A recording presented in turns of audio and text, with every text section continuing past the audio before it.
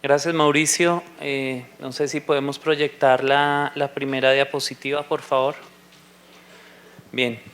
Bueno, en los siguientes 15 minutos, Luis Carlos me ha pedido el favor de que hagamos una pequeña revisión de lo que es las adhesiones pericárdicas y cómo lidiar con esta situación que se puede presentar durante los procedimientos de ablación epicárdica. Aquí hay algunas diapositivas que también me ha facilitado Luis y pues que han sido tomadas de casos del servicio. Pues básicamente arrancamos con la definición de lo que es una adherencia pericárdica, es simplemente un adosamiento del pericardio al músculo cardíaco. Vemos acá dos imágenes donde claramente se ven áreas, digamos, de fibrosis y de cicatrización en el músculo cardíaco y que evidentemente cuando estamos en un procedimiento de ablación se pueden constituir en un dolor de cabeza para poder mapear las zonas críticas de los circuitos de taquicardias. Esta es una imagen de unas adhesiones pericárdicas y la idea de esta imagen es que es de un paciente con un infarto agudo de miocardio en el cual se presentan adhesiones pericárdicas y las adhesiones pericárdicas se pueden presentar en muchas condiciones clínicas o enfermedades sistémicas que vamos a tener que tener en cuenta cuando vamos a programar un paciente para una ablación epicárdica. Estas adhesiones pericárdicas, cuando estamos en el procedimiento, la debemos sospechar especialmente porque clínicamente podemos no tener, digamos, la sospecha y ya cuando estamos en el laboratorio, la debemos sospechar cuando la guía que estamos tratando de avanzar o mover en el espacio pericárdico tiene una movilidad muy limitada, es decir, no tiene un movimiento libre, suave a través del pericardio, que es lo que usualmente estamos acostumbrados, o igual una vez hacemos la punción pericárdica, si tenemos algunas adhesiones restringidas a ciertas partes del corazón, la movilidad del catéter, como vemos acá en esta gráfica, puede estar limitada, ¿sí? Para llegar a ciertas zonas y eso es lo que nos hace sospechar la presencia de una adherencia pericárdica. También acá ven ustedes el ejemplo en el cual estamos tratando de avanzar la guía y es esencialmente imposible y ahí es cuando tenemos que sospechar la presencia de adherencias pericárdicas. Desde el punto de vista de preparación tenemos que considerar o pensar que el paciente tiene adherencias pericárdicas cuando tiene historia de cirugía cardíaca, sea cual sea la cirugía cardíaca, que tenga algún procedimiento previo de ablación epicárdica, cuando hay historia de pericarditis y muchas veces se nos olvida preguntarle esta condición clínica al paciente. Después del infarto tampoco se nos puede olvidar que pueden haber adherencias normalmente que se presentan después de esta entidad o algunas otras condiciones sistémicas como la tuberculosis, algunos tumores, alguna infiltración, cardiopatías restrictivas pueden presentar adhesiones pericárdicas. Ahora, cuando tengamos alguna sospecha previa, ¿sí? Podemos considerar que la resonancia nuclear magnética es un examen diagnóstico que nos puede ayudar en la preparación de nuestro caso. Y acá vemos como un engrosamiento pericárdico, ¿sí? Detectado por la resonancia nos puede predecir que eventualmente vamos a tener problemas de adherencias y adhesiones en nuestro procedimiento de ablación. En el caso que estábamos revisando anteriormente, que se veía esa área en el paciente de los parches, ¿sí? Pienso que gran parte de la imagen ecográfica puede ser el mismo parche como tal, porque el parche pues no es que sea una telita y que no cause ninguna reacción, y obviamente tiene que haber alguna consecuencia de cicatrización, de adherencia, de fibrosis, que hace que sea mucho más resaltado en la ecografía el borde pericárdico del paciente, y obviamente ahí se puede confundir con algo de fibrosis o de cicatriz miocárdica más hacia el epicardio. Otras claves del diagnóstico, y cuando estamos enfrentados en la sala al paciente, podemos confirmar nuestro diagnóstico instilando un poquito de solución salina o medio de contraste a través de la guía. Vemos acá como la administración de solución de medio de contraste, digamos, que pasa al pericardio, vemos que no tiene la distribución usual del medio de contraste en el pericardio. Obviamente en estas situaciones por ecografía tenemos que descartar la presencia de burbujas o de la colocación de medio de contraste dentro de las cámaras cardíacas, y esto es lo que se ha denominado la compartimentalización pericárdica, es decir, que hay como áreas restringidas del pericardio, ¿sí?, que están delimitadas por áreas de fibrosis y que no permite que haya un adecuado movimiento o una distribución homogénea del medio de contraste en la cavidad pericárdica. Esta compartimentalización es en parte la clave del diagnóstico. Vemos acá un ejemplo de compartimentalización en el cual en esta área, la que está delimitada, editada, digamos, en líneas blancas, es donde se acumula la mayor cantidad de medio de contraste que hemos administrado a través de este catéter de Pigtail. Se logra definir una línea en el pericardio de compartimentalización, y obviamente pues hay algunas burbujas o hay, digamos, la sensación visual de movimiento dentro del pericardio. Todo eso nos hace, digamos, confirmar o sospechar radiológicamente la presencia de compartimentalización y las consecuentes áreas de fibrosis. En cuanto al diagnóstico diferencial, esencialmente tenemos que considerar estas tres opciones. Una que de pronto es la más frecuente, que es la colocación de medio de contraste todavía sin llegar, digamos, a la cavidad pericárdica, y vemos cómo se tiñe el mediastino anterior.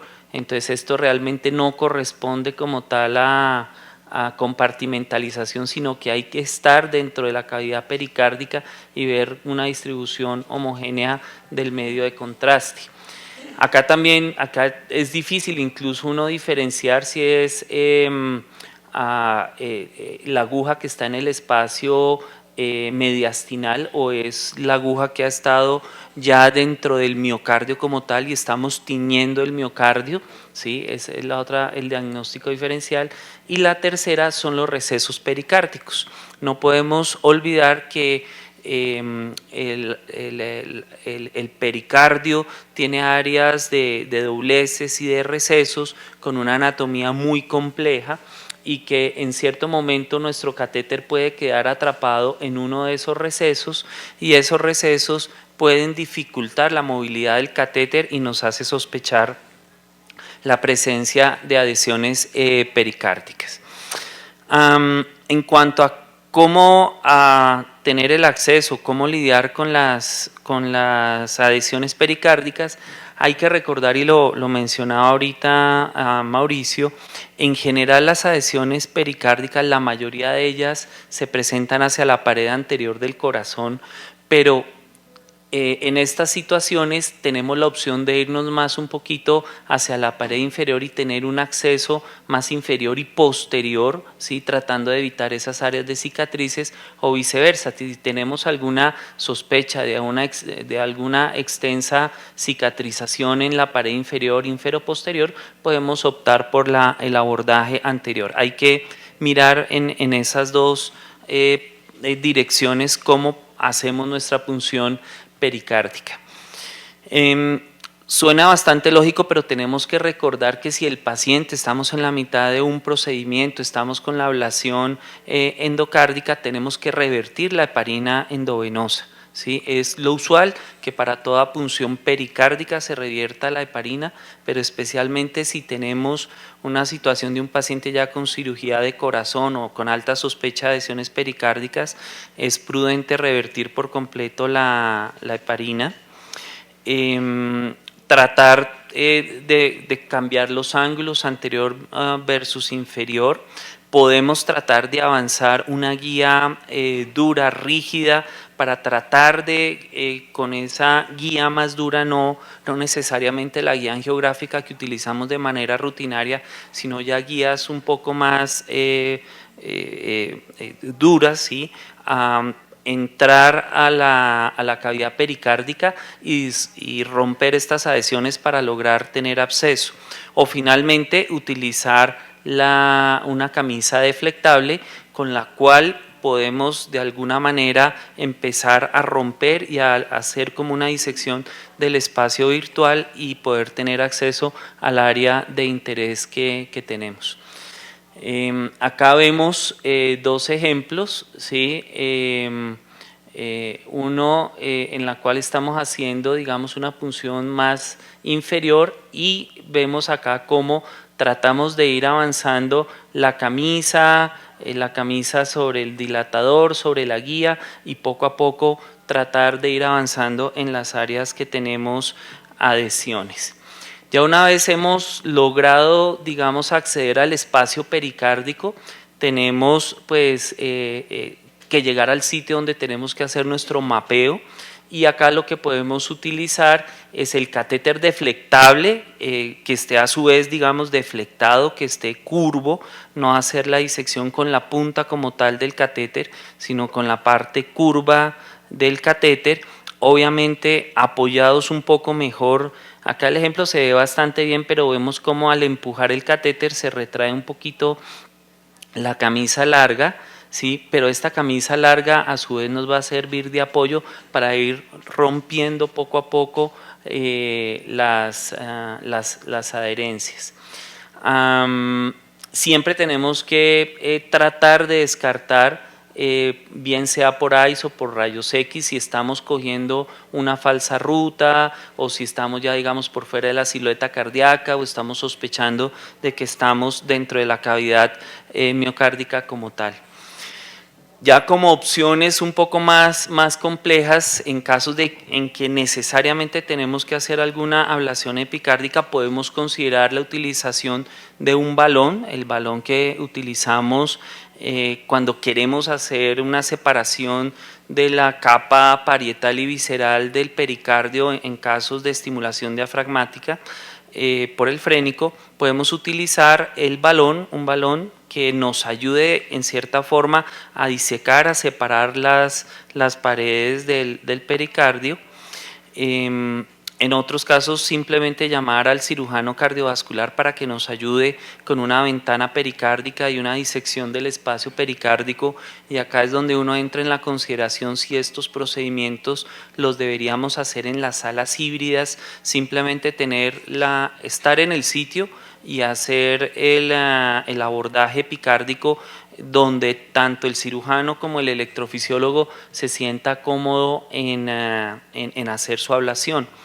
O ya como última alternativa, en un paciente que pensemos que tiene algún circuito epicárdico y que no logramos llegar al sitio por la presencia de adhesiones, considerar otras alternativas de ablación para esos circuitos epicárdicos, bien sea a través de endoscopia, bien sea buscar la ablación con alcohol por vía arterial o por vía venosa, o considerar un procedimiento de ablación con crío ya en la sala de operaciones con esternotomía completa y disección mucho más cuidadosa de la superficie del corazón para acceder a los sitios de interés. En cuanto a los accesos quirúrgicos, pues tenemos el acceso quirúrgico, digamos, abierto, en el cual tenemos el catéter de ablación y el catéter de estimulación. hay descritas dos formas de acceder. Digamos, una es a través de una ventana pericárdica que nos ayudaría más a tener acceso a la porción inferior, inferoposterior, o a través de una toracotomía intercostal izquierda que nos permitiría tener un poco más de acceso hacia la pared lateral y hacia la pared anterior del ventrículo izquierdo. Pero también está descrita el acceso quirúrgico mediante ventana pericárdica, pero con la colocación de introductores en el espacio pericárdico para un adecuado manejo, mapeo y ablación de estos pacientes.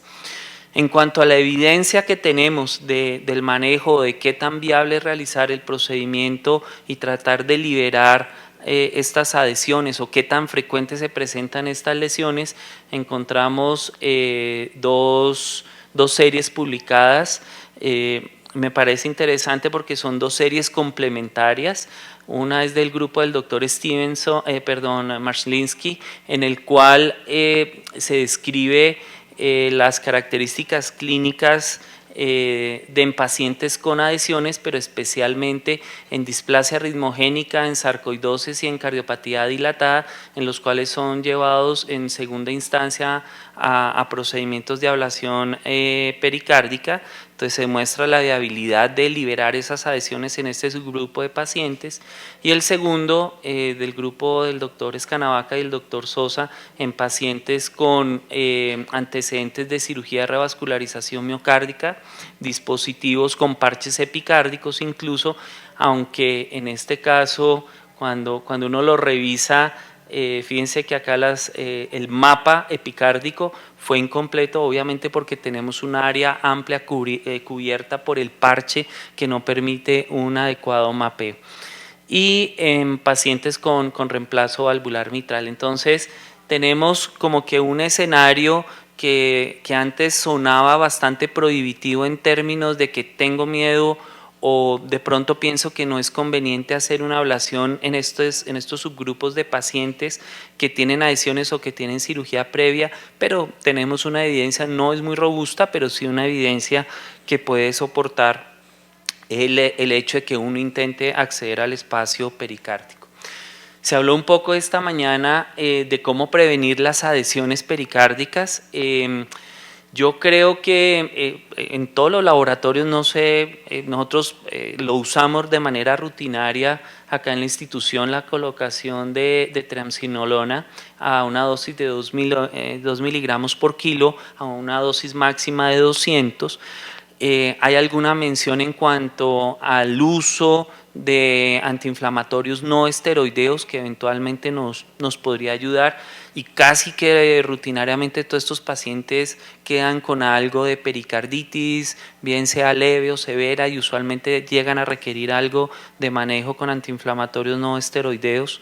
También estaría de acuerdo con el no uso del medio de contraste, y realmente la cantidad de medio de contraste que uno requiere para acceder al espacio pericárdico puede ser mínima, porque uno, incluso al hacer el abordaje epicárdico, siente uno cuando está traspasando el pericardio parietal, ¿sí? Y casi que en ese momento, sin inyectar medio de contraste, uno puede utilizar la guía, ¿sí? La guía angiográfica, y mirar si estamos en el espacio pericárdico. Entonces, pienso que es una buena recomendación.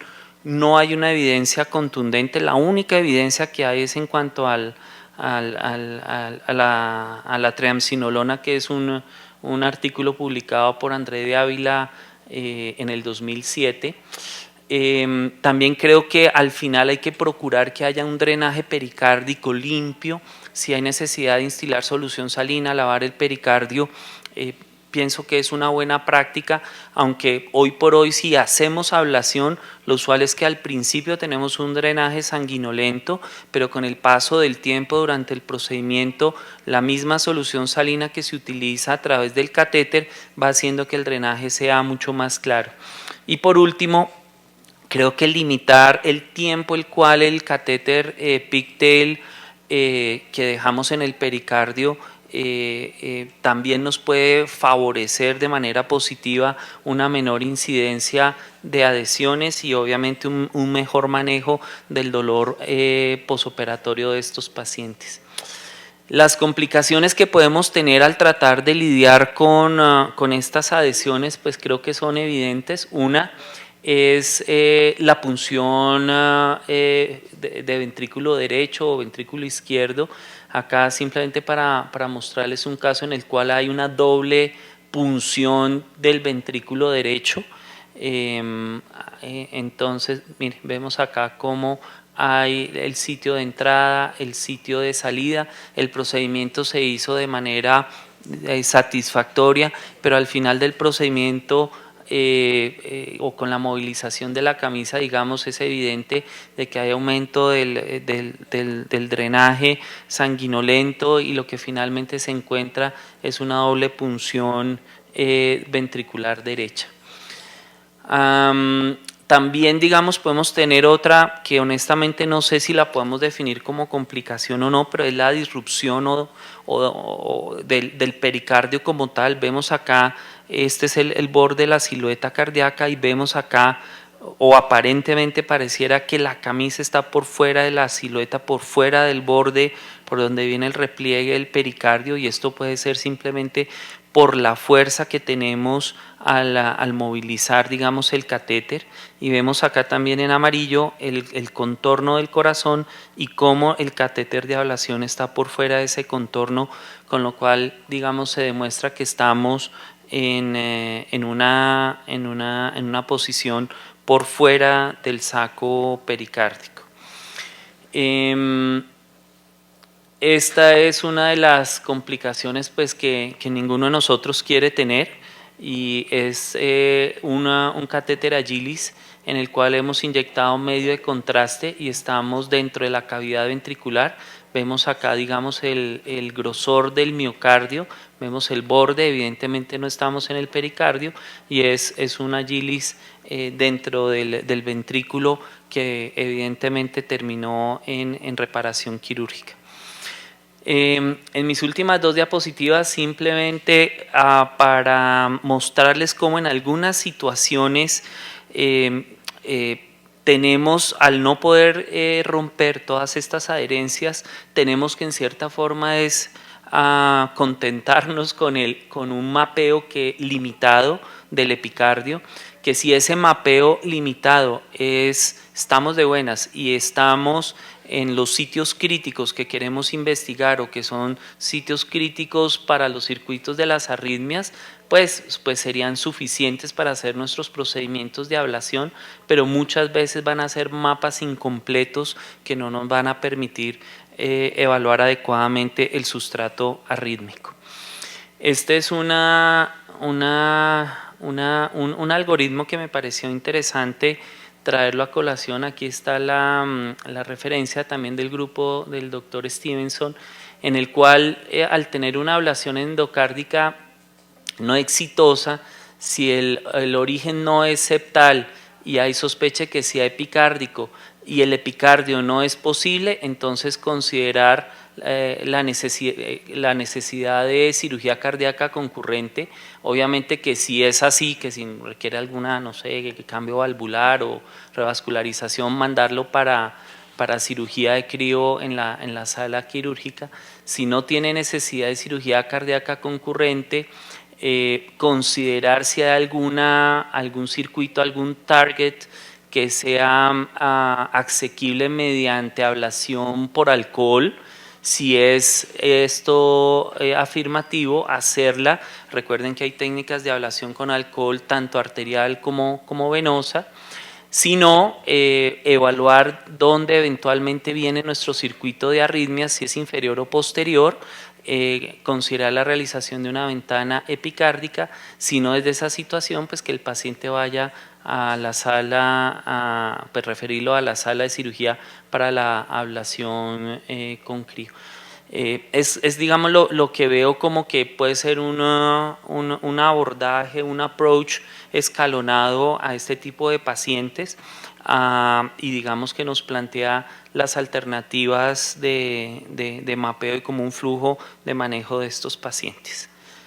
Muchas gracias. No sé si hay alguna pregunta. Les quería mostrar, voy a tomar 30 segundos. ¿Podemos poner el computador otra vez, por favor? Acá en el grupo les quería adelantar un artículo, una información preliminar. No está saliendo.